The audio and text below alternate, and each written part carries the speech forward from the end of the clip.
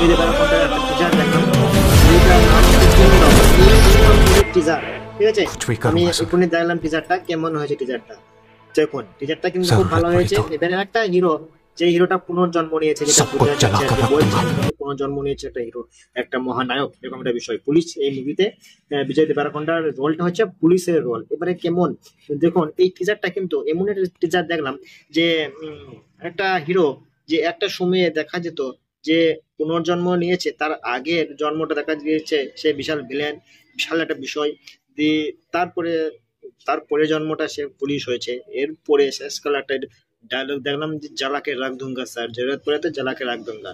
এই যে ডায়লগটা, এটা কিন্তু অসাধারণ একটা ডায়লগ। আর টিজারটা কিন্তু আউটস্ট্যান্ডিং একটা টিজার, দুর্দান্ত টিজার, খুব ভালো একটা টিজার।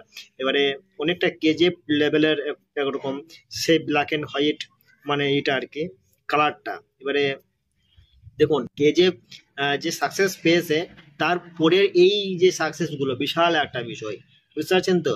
সবাই কেজিএফ কেই ডুপ্লিকেট করার চেষ্টা করছে, কিন্তু কেজিএফ কেজিএফ হয়। তো যাই হোক, এই টিজারটা কিন্তু অসাধারণ হয়েছে, খুব সুন্দর একটা টিজার হয়েছে। বিজনেস করবে এই টিজারটা, বিজনেস করবে, এই মুভিটা বিজনেস করবে।